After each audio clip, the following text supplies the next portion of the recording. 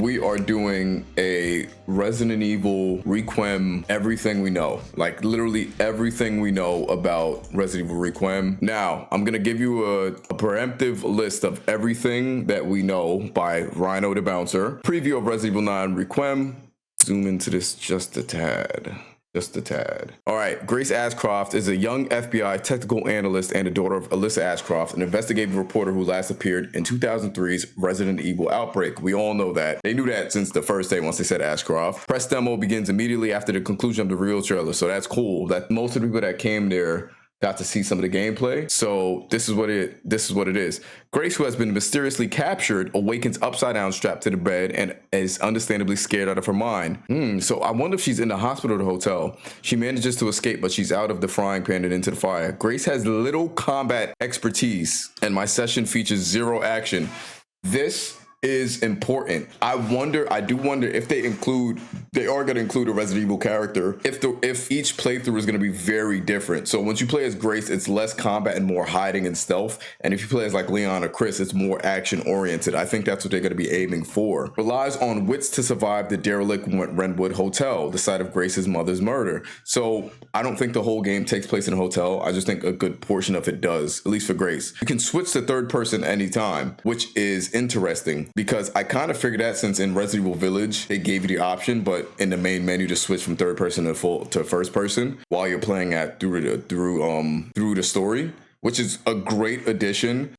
I do think first person is probably going to turn up the horror, especially with somebody like Grace who has little combat experience. So I think that would be a good addition to the thing. Capcom labels first person view as the recommended experience. See? Horror. Requiem proved terrifying regardless of perspective. That's good. I think Requiem is going to be a lot more horror based. The game feels most like RE7 as I bump around into dark spaces searching for open doors. All right, good. I do like RE7's atmosphere, so that's really good to know. I can imagine being like powerless like Ethan Winters and roaming around a Baker residence. That's why I think the Renwood Hotel would take place is going to be like one of the main locations. It's going to be like the Baker residence, like maybe slightly bigger. So that's going to be pretty good. Despite being labeled a hotel, Renwood seems more like kind of a clinic.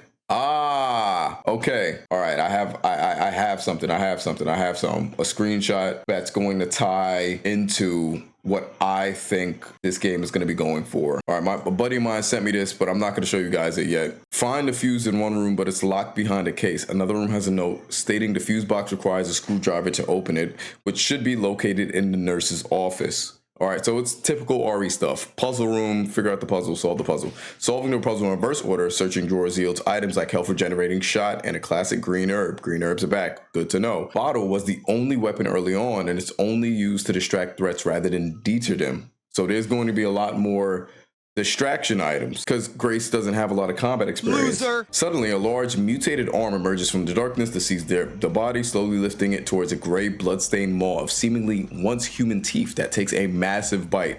So I think that's the monster we've seen at the end of the trailer with the teeth screaming. Grace can hardly speak as the camera pans up to reveal what I can best describe as a towering humanoid hag-like creature, sporting stringy gray hair, a bulbous eye, and a tattered rag masquerading as clothing. That's definitely the monster we've seen at the end of the trailer. I think this is going to be the main stalker type enemy that's going to be following Grace around the game. Monster pursues, squeezing its large mutated form down the narrow corridors. At a point, it grabs her, lifting Grace up to take a big debilitating bite out of her, necessitating a quick heal. Oh, okay.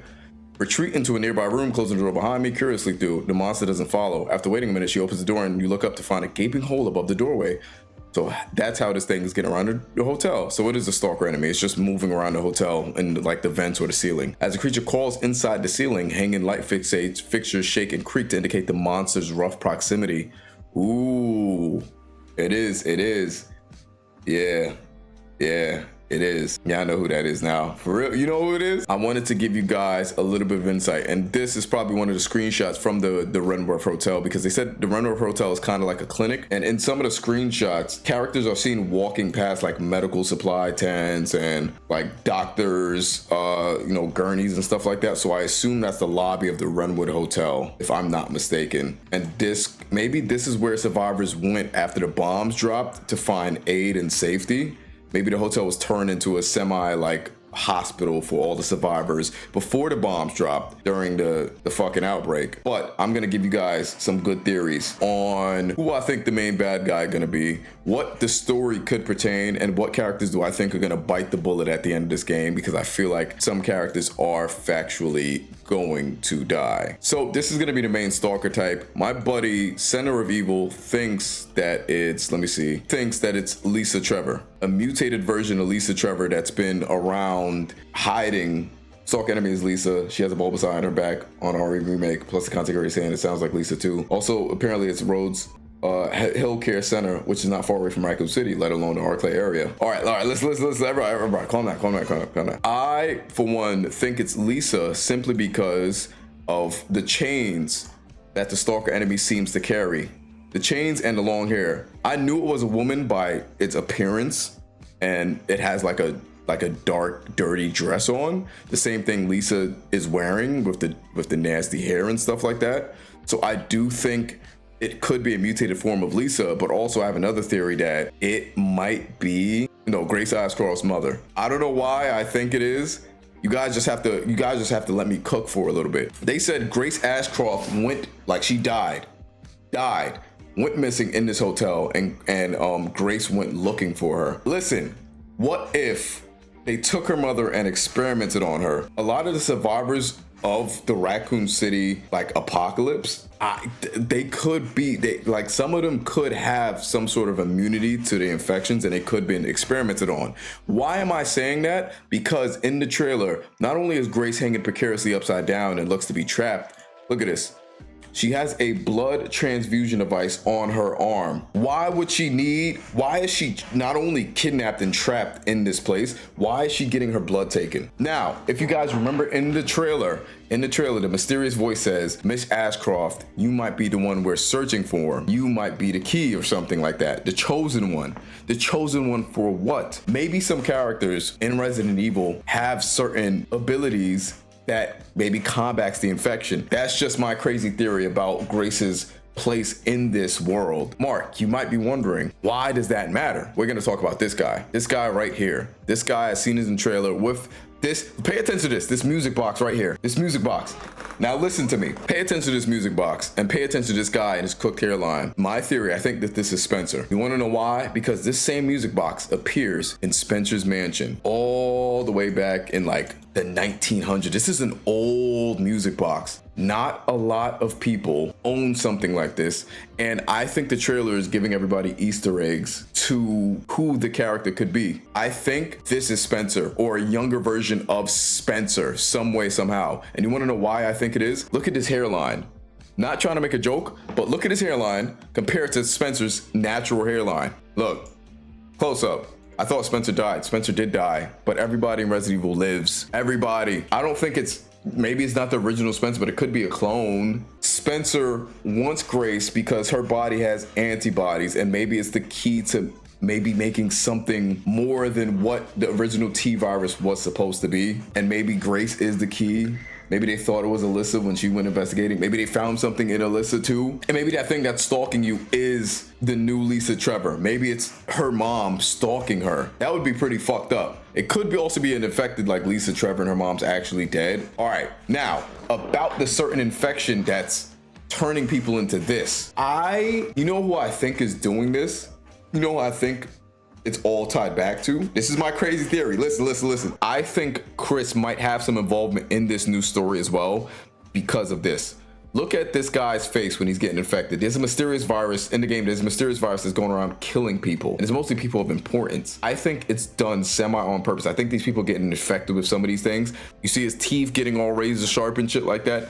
Pay attention to this. This is why I think Chris is also going to be involved in this, because if you guys don't remember the end of RE Village, one of the super soldiers from the BSAA looks like this. And Chris is like, why is the BSAA experimenting on some of their own soldiers? And why were they at the village? Why was the BSAA also at the village? Remember that. The BSAA also showed up to the village for no reason at all. This specific infection looks a lot like this cop. I think Chris is also going to be involved here because he's going to most likely investigate why the BSAA, how the BSAA has been getting in like things to make people bioweapons and why they've been experimenting on people.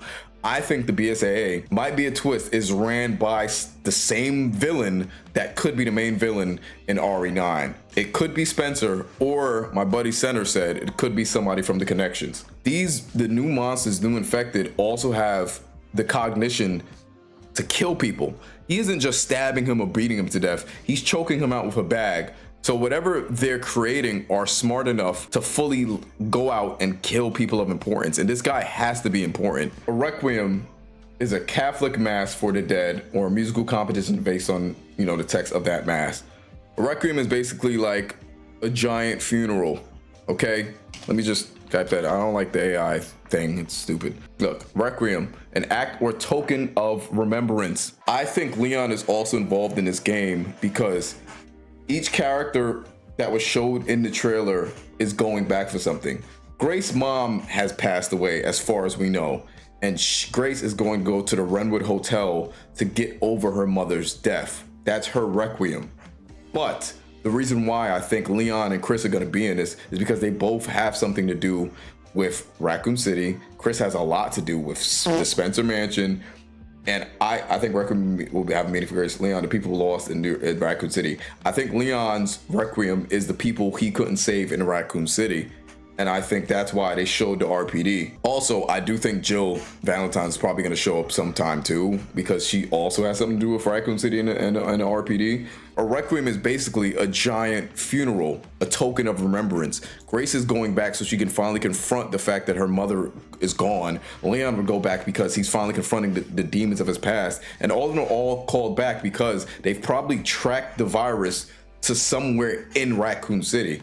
They said Renwood, is Renwood Hotel in Raccoon City? Even the Raccoon City Police Department is connected to the Spencer Mansion. Yes, exactly. I personally think they're all going back to Raccoon City to get over their deaths, but I also think there's gonna be a funeral. I think one of the main characters from the mainline games are gonna die. That's what I feel like is gonna happen. I honestly think it's gonna be Leon because his arc is him getting over the lives he couldn't save in Raccoon City. I think the life he does save in Raccoon City is gonna be Grace's, and I think that's gonna be important to his character, that he goes to Raccoon City, he sacrifices himself, and he finally feels like he's done enough. Especially when I say this, I don't think it's gonna be Chris. And I think Grace is also gonna go over there to get over her mother's death. I think all of them are gonna return to finally get over the horrors that happened in Raccoon City. And I think that's why it's also called Requiem. You guys wanna hear why I think it is?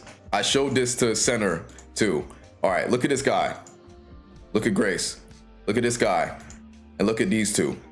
What do all of these people have in common? They're all wearing black, like a funeral, like a Requiem. They're all wearing black. Every single character in the trailer is wearing black. It's a funeral. The main theme of this game is death. Requiem is a token of the dead. I genuinely think a main character in RE is gonna die, and I do think it's Leon.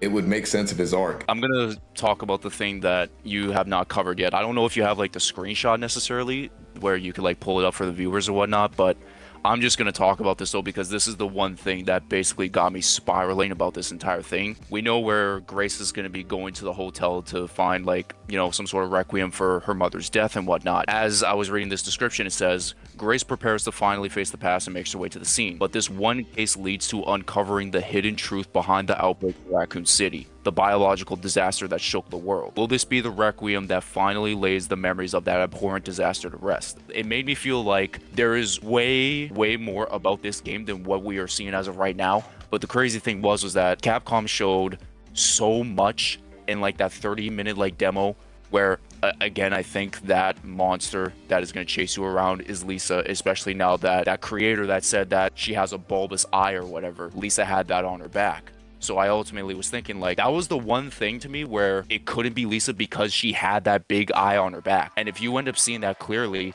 there's no other BOW that we are aware of in the Resident Evil universe that has that feature. And she also helped create the G virus. And what the G virus could do from the lore that I was researching up on is that over time she could grow. And in about 28, 30 years, she scours off into this Rhodes Hill Care Center, wherever she is, survives the Spencer Mansion explosion. She arrives and then she goes right straight into the Rhodes Hill Care Center, wherever Grace is now, and then she's basically been living there for the past nearly 2 decades, and she has just grown over time into like this 10 to 20 foot monstrosity. That's unstoppable. Yo, yeah, exactly.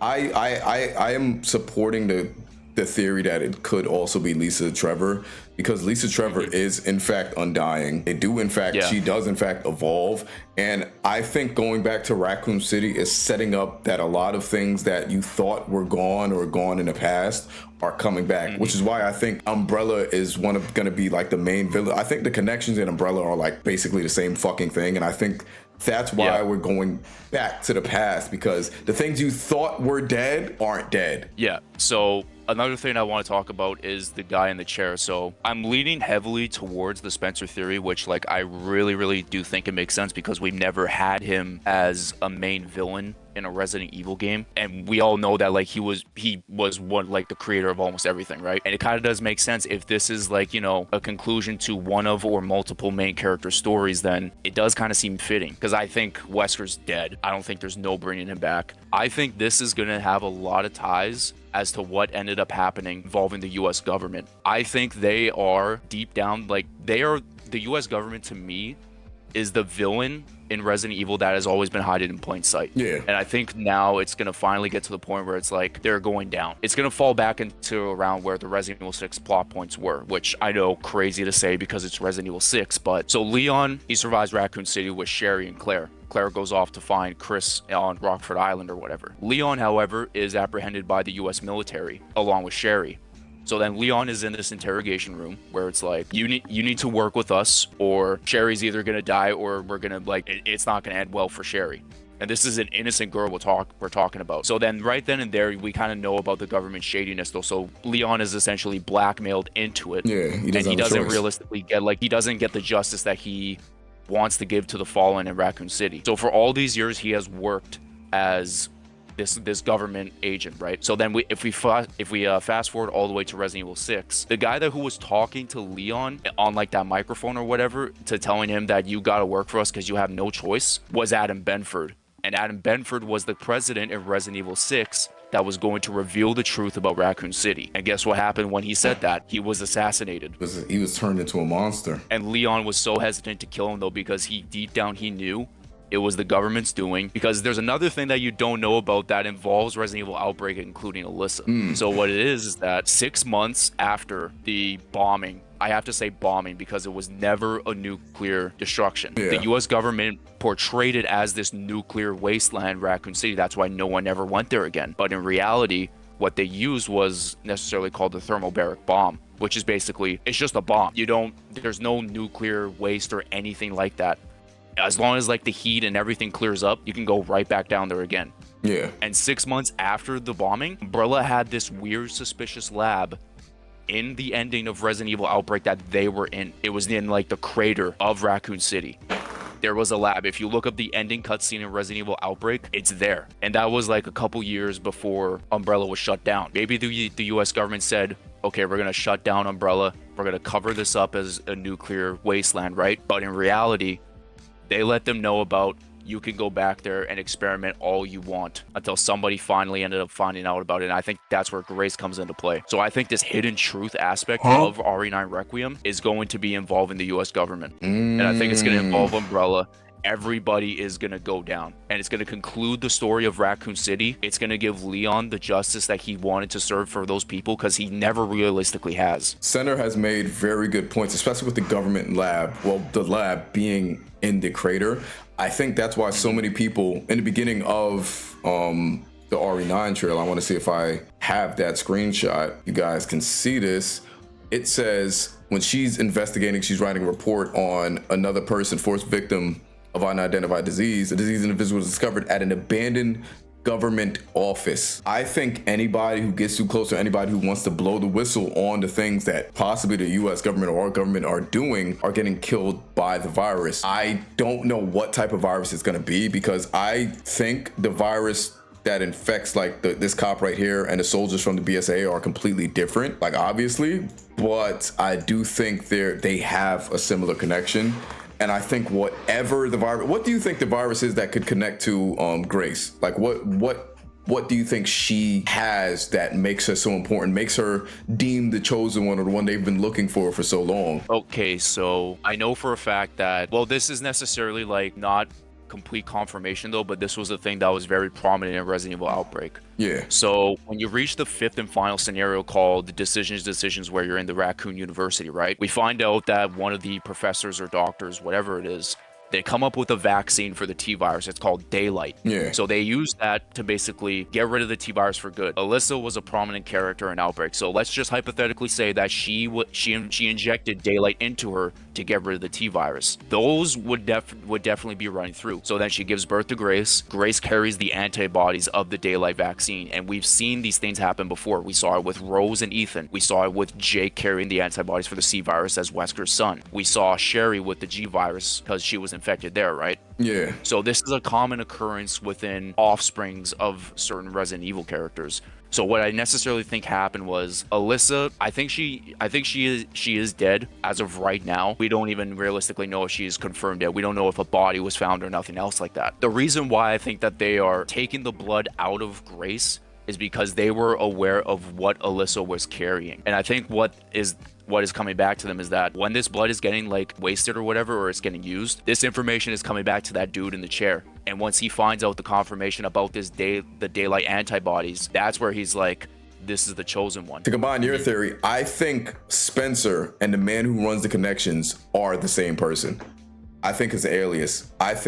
I don't think it's like Spencer lived and he's immortal, but I think there's like, since they did the same thing with like Jake and Albert Wesker being his pseudo dad and Jake is like, I think it's something like that. You know, characters are cloned and they're never really dead in the Resident Evil universe. And I think that's an important thing that I want to keep saying, because the only reason I say this is because in the RE9 trailer, when they show you somebody you're supposed to recognize, they typically show it in a way that's vague. You know what I'm saying? Like they showed the back of this guy's like head, and that's all you got from him. And I think they did that on purpose. I think he's supposed to be a character you're supposed to kind of recognize, and I think that's why they put his old music box next to him, kind of for you to make that connection. And I think it should be somebody. Another thing that I forgot to completely mention was that accent didn't sound American, did it? No. Not at all. Spencer wasn't American. He wasn't. Exactly. He was from Europe. The BSAA could also be the connections as well. Like I think there's a whole bunch of things going on. I think the BSAA is now being ran by whoever runs the connections or whoever runs like an old umbrella, because now they're introducing bioweapons. The reason why I say that is at the end of RE8, if you read one of the notes, you obviously did, you know that Spencer knew Mother Miranda. He was under her. He was like her underling, like he did research under her. So I think that's even more of a reason for the BSA to show up to take some of her research, because Spencer always idolized her. And one thing I realized when it came to Mother Miranda was, even if she physically died, she was always still alive. Mother Miranda was also immortal because the Megamycete was a hive mind. I think what Spencer is trying to do right now is achieve true immortality, the ability to just not die, period. And that's another thing too that I didn't necessarily mention though, is that why would the FBI send a technical analyst to a hotel where a bunch of murders have been happening? Why would they have done that? Maybe she's being manipulated too. That's what I'm thinking too though, because I think one of the content creators in our circle ended up mentioning about how weird it was for the FBI to necessarily do that. Like I understand it's like it's her mom, right? And of course if you want to choose someone, like we can go with that cliche route, but I definitely think there's something deeper to that instead. You know, and you want to know what is triggering me now on the Resident Evil Requiem website? The location where it says return once again to the city of disaster and despair. Once again. Yeah. I personally don't think Grace was in Raccoon City while her mother was there. So that's why I definitely think Alyssa had her afterwards. Exactly. So I definitely think we're playing as a character who was already in Raccoon City. That's why it says return once again. I mean, it's a double entendre, like obviously we all played it, but I think this also speaks to the characters returning, and that's why I think it's gonna be it's most likely gonna be Leon. Put the screenshot on where like you see Grace with the book. Oh yeah, that's the same. Hold on, let me put it on right now. That's the same book. That's the same lining of the book from the Village of Shadows.